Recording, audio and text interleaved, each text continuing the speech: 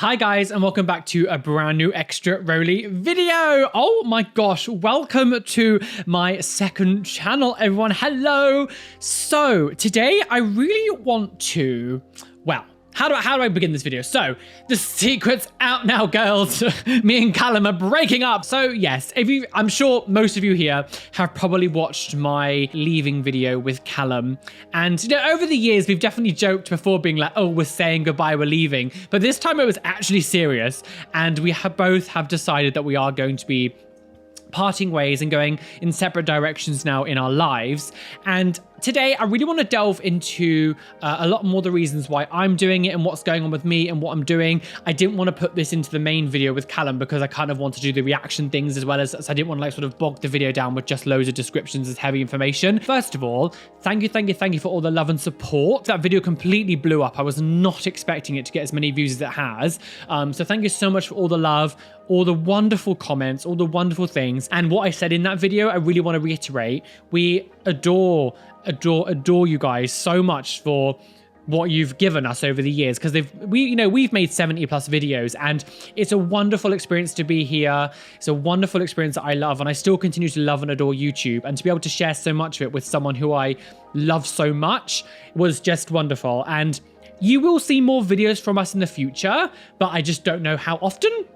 Let me just first of all, I know I should never really listen to internet rumors. Of course, whenever anything like this happens, there's always people that are going to say things. And I don't normally pay attention to things like lol, cow, or 4chan or anything like that. But there was a few things that were said that I want to make sure that just are not true. There was a few things saying that me and Callum have actually had like a big fight and we're falling out and we're not telling the internet. Could not be further from the truth. I love and adore Callum. I will always love and adore him. We're still best friends. Us going separate ways is nothing to do with something that's happened between us. It's just not a thing. Also, I had a few people wondering about Luxaria and like, oh, it's so sad you're leaving Luxaria. One person was also like, oh, she's only just moved here and now you're leaving her. That was 2 years ago that she moved here. It wasn't only just now. It's been 2 years. She is also leaving. By the time this video goes live, all three of us would have left. So this isn't like something of like, oh, bye, bitch.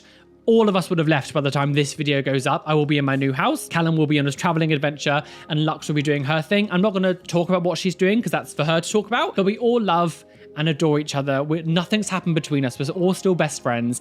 And in some capacity, you will still see us together. So yes, by now you know that I am actually going to be leaving London and I will be going to Brighton. Now, this was an odd choice. It was an odd thing to just like try to work out where I wanted to go.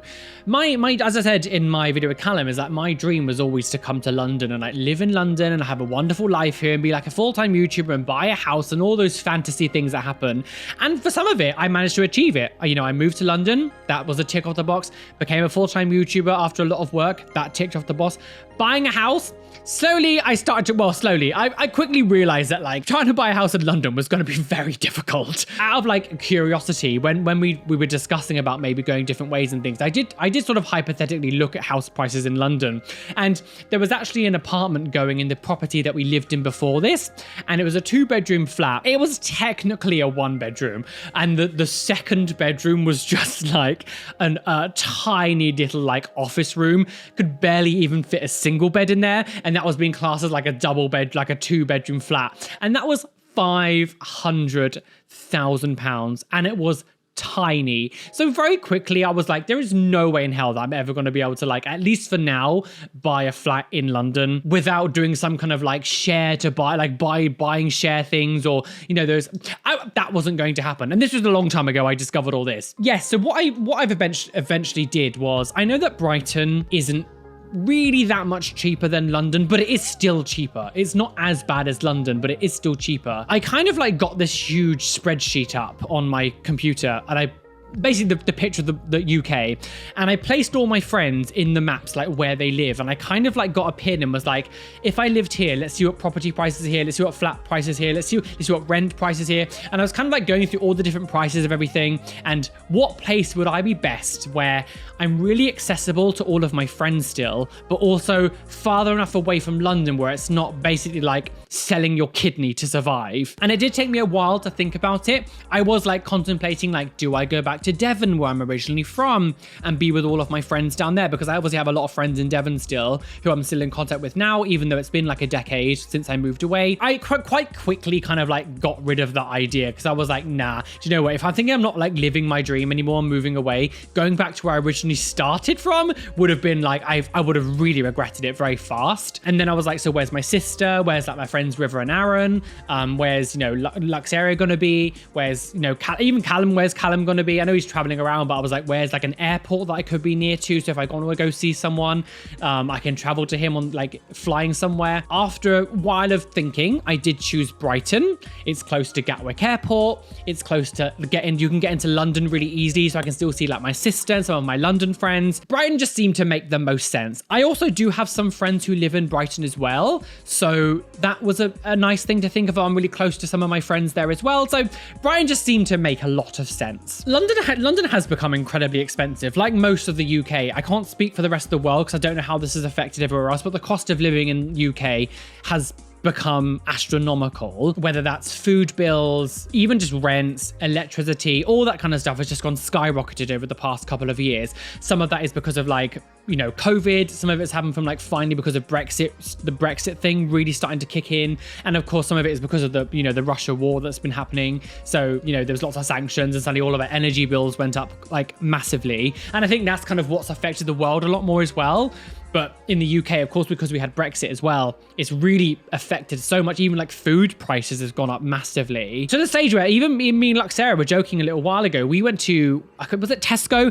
Just went shopping, food shopping about 6-7 months ago. And I love fish fingers, even though it's like, you know, it's not the most high market food, but I love a fish finger sandwich. I'm very British, love a fish finger sandwich. I mean, it's all like this little box of fish fingers and it was £8. £8.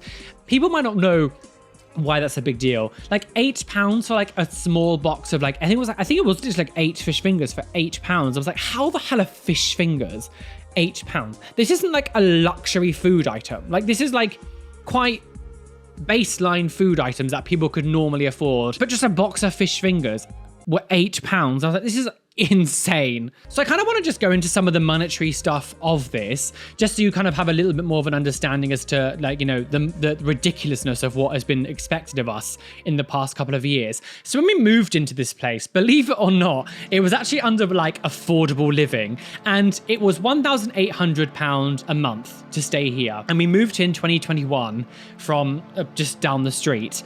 And that was affordable living, 1,800, but split between us, we, you know, it was doable. It actually saved us money at the time because bills were kind of included, whereas the other place wasn't. So although the rent in the other place was cheaper, because the bills and things weren't included, it actually worked out cheaper to stay here. So when we moved over to this place, it was like, oh, okay, they upped our rent the first time, by not a drastic amount, but it was enough that it felt a little bit like, oh, that feels a bit rude. So I was like, what? So we ended up, it was about £2,000 at that point. So we're paying like £100 more each. And then our bills went up as well a little bit. And it wasn't, again, at the time, it wasn't drastic, but it was enough that made us go, that seems like quite a lot of money extra to be paying. And then the cost of living happened. And like most people in the UK, all of our bills went up. It went from us paying like, it was about £150 for bills altogether with our rent. It went from like £150 to about 400. And that was like a huge jump for us both to suddenly start paying. We were like, ouch, like we moved here to save money and now we're paying way more than we expected. We got a notification. It was about 6 months ago of them saying when your contract ends and if you want to renew and stay for like year 4, we will be upping your rent by £380. And it was like, excuse, £380 more you want more of rent. All in all, if we signed on the dot, all in all, with rent and bills and everything, if we were to stay in this property, it would be close to about £750 a month. With the rent going up, and of course the bills keep going up, it would be about £2,700-ish a month to stay here. That's obscene. Like, it's just obscene. Like, it's completely obscene. For a 2-bedroom apartment, it's not really that big. It's a nice size. It's bigger than our other place, but it's not really that big. It's obscene. And I did look around apartments here as well. Like I talked about the property, I did look around apartments, and like the cheapest one I could find was like £1,800, and that was for a studio. It would have been just one room with a bed and a sink. I just don't want to pay that much money. Like it's obscene. Like I'm not paying £1,800 to stay in Wembley. And this is zone 4, by the way, not even like anywhere near central. Wembley is zone 4. If people don't understand what the zones are, like in London, zone 1 is like central, and then the further out you get, like the zones become 1, 2, 3, 4, 5, and I think it goes up to zone 8 or something. We're in zone 4. For £1,800 a month for a studio apartment in zone 4 is fucking stupid. I think it'd be very different like if it was a mortgage or something and I would at least get something back for it, but like just for rent to be spending that much money is obscene. And it doesn't seem to feel like any prices of like the energy or like, you know, gas or anything like that, or even food prices, it doesn't appear like this is actually lowering or like stabilizing. It still keeps going up and up. So like in 6 months time, we'll probably be paying even more than that. And it just doesn't make sense. It doesn't make sense to stay here. And as much as I am sad that I'm leaving a place that I really wanted to live, as I said in that video, London is not the place that it was when we moved here. It's not the same. And so I'm trying my hardest to not feel like I've sort of failed my dream, because it's not my fault that the place I lived has actually just changed. If it was still like it was before and we were still doing all our fun things, and it would be very different if like my full-time job required me to be here, such as like, you know, people who work in London. So some people are like, because when you talk about this kind of stuff and how expensive London is, a lot of people who are not from London love to say, well, like, why'd you live there? Then move somewhere else cheaper. So many people's jobs makes them be in London. Like some people who work in London need to be in London because that is where their job is. But for someone like me, those kind of sentiments is like, well, why am I here? Like, why am I staying in London and paying thousands of pounds a month to stay here? And that goes for Callum too. I want to kind of go a little bit more in depth in that. Not too much, but obviously, you know, Callum has always wanted to live a nomadic lifestyle. He's been telling me for years and years and years that one of his dreams is to like travel the world full time, go to different countries, live somewhere for a while, go somewhere else, live somewhere for a while, make videos, make content, write about it. He is an author. He also had, you know, as he said in the video, he's made like Eat, Gay, Love, which was like a memoir, like a travel memoir from his early 20s when he basically did this.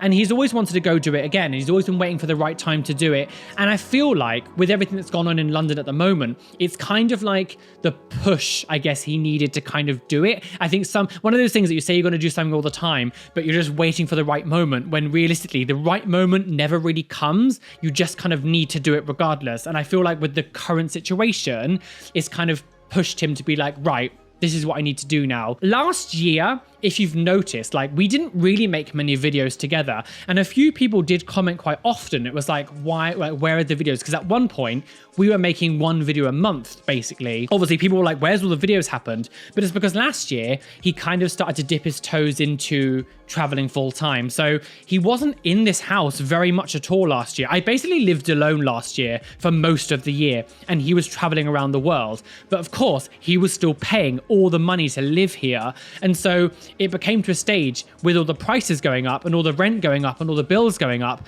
that it really wasn't viable for him to do all this traveling, but also pay, again, London premiums to have this nice London apartment, but also not be here. And of course, whenever he does come back to London or does come back to the UK, he is always welcome to come and stay with me. There is always going to be a place in my... Wherever I am in the world, there is always going to be a place there for him. So if he wants to come and stay, he can. When he told me that he was going to do this, and he was actually like, you know, when this contract ends, we think we're going to maybe go our separate ways, and he was going to become full-time travel. Like, it wasn't a shock. It wasn't this huge, like, oh, I can't believe you're doing this or whatever. Like, I can't believe you're leaving me, because we, you know, we'd been discussing this for a long time. He had always wanted to do this. I knew that it was going to happen at some point, and I feel very blessed that we had a wonderful 9 years together, and we had a wonderful time, and it isn't really the end. It's just going to be slightly different. That's all. I'm not like, obviously I'm sad that I'm leaving London. I'll be leaving him, and like I might see him a little bit less, but we will still have quality time together. We will still see each other. You will still see us on videos together. It will just be in a slightly different way. So just to reiterate a lot of things, you know, some of the comments in the video, again, nothing has happened between us, and I still love and adore him. And we both came to the the decision that it's ridiculous to be spending all of this time in London and spending all this money in London when we're not living in London. We're just living in our house that just happens to be in London. And so for me, Brighton made the most sense. I'm still close to London, where if I need to be here, I can. It's literally an hour train. I have friends here. My sister still lives in London. It's weirdly, funnily, although we both live, me and my sister both live in London now, it's so much easier to get to her when I'm in Brighton than it is now, because of the way that London travel is. For me to get anywhere, we live in Wembley, but to get anywhere in London, we always have to travel into Central to then go to somewhere else. There's no trains when it comes to here that sort of goes round London on the outskirts. So like even some of my friends, it's actually easier to get to them. And it's not just my sister. There's a couple of my friends who live in London where it's easier to get to them from Brighton than it is from London because of the way the tube system is. It's so stupid. So of course, as I said in that video, like when I first moved to London, I was paying 800 and it was the actual price was £835 a month on rent where we were living at the time. And yes, it was a struggle because I was working in retail and I really wasn't making that much money. All of my retail money was just going on like rent, and then anything else that would happen like bills and food was coming out of savings. And somehow I managed to make it work for 3 years before I left retail. I wasn't really making much money on YouTube at the time either. I was probably maybe £70 a month I think I was making off YouTube at the time. I was a small YouTuber, like I really wasn't making nothing that could be viable. It wasn't until 2018 was when I went full time. So I had a few years where I was really struggling, but I made it work. I really wanted to do this. I really put a lot of work and effort in to make YouTube full time. Eventually it paid off, but you know, for the first few years living in London, it was very difficult. It was very difficult. I had no money whatsoever. But being in London at that time was so beneficial to me in my career. The events that I was going to with YouTube, I was doing a lot of work with like workshops in YouTube, and I was getting lots of opportunities working with YouTube, and it was really beneficial to my job. I was networking with people, I was making new friends, and like I'm not talking too much about like getting brand work. As you know, I've never really been someone who's had much brand work over the years. It was just like working with people, making new friends, making connections. Being in London at that time was so important to me and was so beneficial to me that being kind of like not having any money was outweighed by the fact the opportunities that I was doing in London at the time was so beneficial that I didn't worry too much about not having any money because I was benefiting so much from like living the London lifestyle. But then COVID happened and like everything just like stopped. So many like LGBT venues, events just completely stopped. Loads of venues closed down because they just couldn't afford to like be around anymore because of COVID. And then of course then the cost of living happened. So like that even closed so many more things. After COVID, when COVID ended and things went back to normal, things didn't really go back to normal. But what carried on was all of our prices and energy bills and rent. All of that was still going up.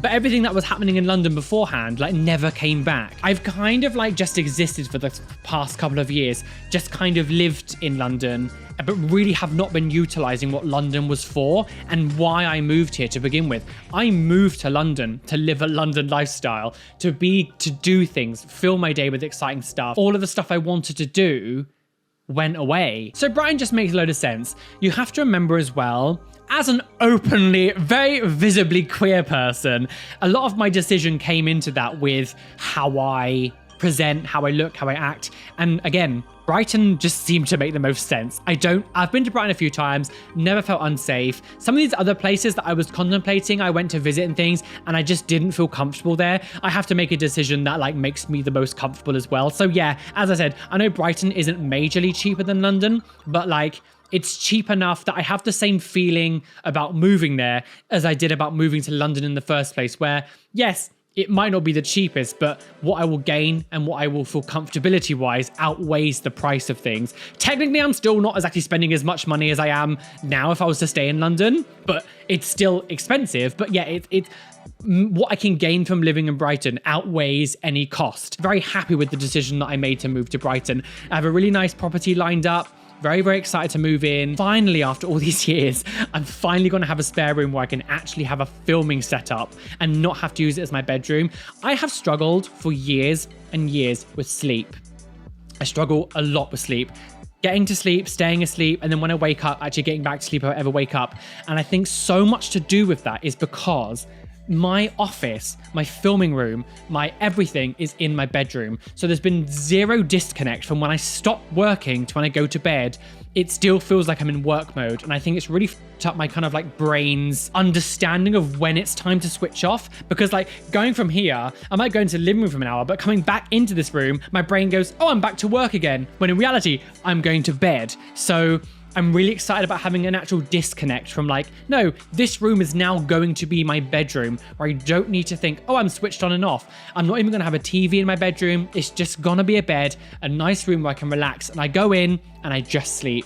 And I don't need to worry about having to like turn things off or do anything or actually switch my brain off, because this room will be specifically for sleeping, and I will have an office and like workroom. Sorry, burping. Very excited about that. But also, you know, I might even do a video on this on itself. The building that we live in has in itself has changed drastically. When we first moved here, it was beautifully upkept. The staff that worked in this building was so nice. The security here, it was wonderful. And if I compare it to what it's like now, it is not worth the money to stay in this building. It has gone to shit. The staff don't care anymore. The security are basically non-existent. We had someone break into the building recently, smash through the bottom window downstairs, like the bottom door, smashed in. They were literally outside Luxaria's apartment screaming and shouting. They had to get the police involved. There's like, the security has become terrible. Like the whole building is like dirty and become like really like run down. But I think I might actually do an entire video on that, actually talk about the whole building we live in and things that have happened. And I'm pretty sure if you're watching this video and you've watched the whole thing and stuff, like I'm sure a lot of people will probably be able to relate to this. And I don't think it necessarily means just living in London, just in general. Like I think the cost of living and COVID and everything really has made so many people reevaluate what they want to do with their lives and what they want for the future, and you know, their living situations and everything. And although it's been obviously not the best experience to go through all of that, it has been a bit of a wake-up call, I think, to a lot of us. And as I said, London just isn't what it used to be. And what was that? Something just moved in my room. Even just like going down Soho or going like at the Compton Street, like where like all the gay bars were and stuff, like so many places have like gone or they've been gentrified, and then there's sort of like now there's like bougie clothes stores and stuff, and it's like this isn't the gay street that I remember when I first moved here. Even when I was visiting London like as an early 20, like back in like 2010-11 time, like London has so drastically changed. Oxford Street has just become a plague of like candy stores and Wizarding World stores. It's really disgusting. Camden, even visiting Camden now, Camden's very different. It doesn't feel like the Camden I remember. Like I know this feels very sort of like it was fun before boomery a bit, but like it's true. Any people who loved going to Camden back in like the early, like even in like the 2000s and like early 2010s, like it's completely different. There's candy stores everywhere now. It's just, it makes me sad. It does make me sad if I think about it too much, because London is so different. Honestly, a big part of it is these fucking candy stores, like everywhere. You just go down the street, candy store after candy store. I used to love having my friends come to London when I first moved here. Friends come and visit, and I would take them down all the touristy things in London. And now it's like run down or like closed down, or just like candy stores everywhere. And it's just like, I don't feel like kind of fun and proud to show my friends where I live as much as I used to now. And again, I'm sure that'll resonate a lot with a lot of people, especially Londoners, how different just like Oxford Street is. It's totally different. By the time this video goes up, I would have already moved. I filmed a lot in like quick succession next to each other to kind of have stuff ready to go. I was trying my hardest like not to have like a gap at all, like a gap between any videos. I might have to miss maybe potentially one video, but that's okay. I'm allowed to have time off. But of course, when you do this job, unfortunately, you don't get like holiday pay or sick pay or anything. So you have to make sure that you have everything lined up. This is the thing about social media doing it as a job. Like you really, like you're on your own essentially. Like you don't have anyone really to kind of like help you do things unless you like hire editors and things. But I'm too controlling, so I love to do everything myself. But of course, doing that, it does mean that sometimes I have to kind of like miss a video now and then. But of course, that means you don't get paid. So I'm trying my hardest to kind of keep everything up, but I would have moved by the time this video goes up. So hopefully I'll have a good travel video going down to Brighton. I'm going to be making a video, like a few travel videos for this channel. So my move, I'm going to document my move, and I'm going to do a sort of video as well of me sort of like creating my filming, gaming setup, studio kind of fun room. So that's going to be a good video to make. So, and I'm going to try my hardest to make at least sort of like a weekly video on my second channel, this channel, to keep you guys updated in my life, what's going on. And also just do like fun topics and things that I want to talk about. I would love to do some more Eurovision stuff next year, but obviously Eurovision, I was going to do a lot more Eurovision stuff this year, but it just happened to coincide with me moving and things. And it was just, I couldn't factor in trying to react to songs and things, of course, because it was way too much stuff to put on as well. There is also a side of me as well that is very nervous about living on my own. I've never lived on my own ever since I was a child. I've always lived with family or friends. I lived in my home where I grew up until I just turned 25 because I was caring for my granddad as a carer. So I lived with my grandparents and I was with him all the way up until he passed away in 2015. And then I moved in with my sister originally in London for a few months. And then I moved in with Callum and had a few housemates over the years, but me and Callum obviously been together the whole time. So I've never actually like lived on my own before. So although it was kind of a bit daunting, the idea of living on my own, I do think I'll be okay. I will have people close to me. So if I really need something instantly, I can kind of reach out to them. And of course, obviously, me and Calum and Luxaria obviously have like group chats together. So we're all day, every day, we're always texting each other, doing funny things. So I will always have people around me, which is exciting. Like I will still have people there, but it is going to be strange living on my own. As I said in the video me and Callum did, because he was away so much last year on trips, this sort of transition into living on my own has kind of happened over time. I think it was really helpful that I had that, because I think if he wasn't away all the time, I would find it very daunting to suddenly go from like him being here all the time to suddenly me being on my own. It has been helpful, although obviously it's been sad not to have as much time with him. I think it's actually been kind of beneficial in the long run, because it has, the transition into living on my own won't be so like jarring. But there is an element of like slight fear, because there's a few things I'm having to think about now on my own that I didn't necessarily have to deal with on my own, which like many things, council tax, energy bills, all this stuff I was able to work out with him, over the years. Now I'm having to do it all on my own. So that's a bit scary, having to do all the phone calls on my own and all the working out. And if anything goes wrong on the flat, the house, whatever, like I'm going to have to sort that out myself. There's many things I'm having to think about now that I never had to think of before, but very nervous. But I'm really excited to take you on this next stage of my life. We do many different transitions in our life. That's very big. The first one for me was coming out as gay. That was a huge moment in my life when I was 15, 16. And that changed my world. It changed my sort of perception. The next one was starting YouTube, because that opened me up to a new world. And then the next one after that was then moving to London in 2015. That was like a huge transition. And I feel like me now moving out of London and living on my own, and that's like the big next massive jump that I'm making in my life. Fear and anxiety, but it also is quite exciting to have my own space and to be able to decorate the house how I want. And Callum obviously has never been like, you can't do this, but of course I'm not going to invade the entire house with all of my like Funko Pops and all of my lights and things, because it's not fair. This isn't my place, it's our place. But of course, living on my own, it does mean I'll be able to decorate everything how I want it to be. So that's quite exciting. So it's definitely one of those like bittersweet moments where you're going to do something really exciting, but it also means a big chapter of your life is over. I might return to London in the future. I would always consider myself a Londoner. I have a very London mindset. Whether I come back to London in the future, I don't know. But for the foreseeable future, I'm happy to start my life in Brighton. And it might be my forever place, but I don't see myself going back to somewhere like Devon or moving to like a smaller town. I like there to be some kind of life. I definitely need like energy in life. Brighton is full of energy, just a little bit quieter than London, and it's a little bit cheaper. So it kind of makes me feel okay. I do think I've processed a lot of the emotion already, because like saying what I've just said now a few months ago, I'd be sobbing. So like I do feel like I'm processing it very healthily. I'm not bottling things up. None of this toxic masculinity shit here. It's very exciting for him as well, because as I said, he's really wanted to do this for a long time. As I said, go follow his Instagram. It's Calum McSwig, and I'll link it down below as well.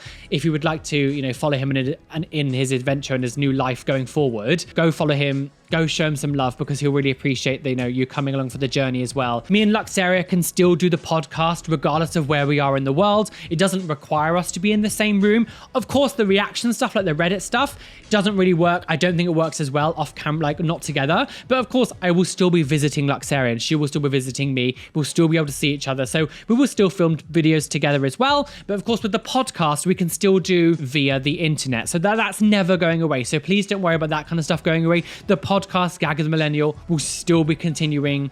So please don't worry, that's not going anywhere. But I do hope this video has given you a little bit more information as to what's going on. As I said, and again, I want to reiterate, we all still love each other. Nothing has happened. Literally nothing bad has happened between us. The next video you see on this channel and on my main channel, to be honest, I'll probably have uploaded a video by then.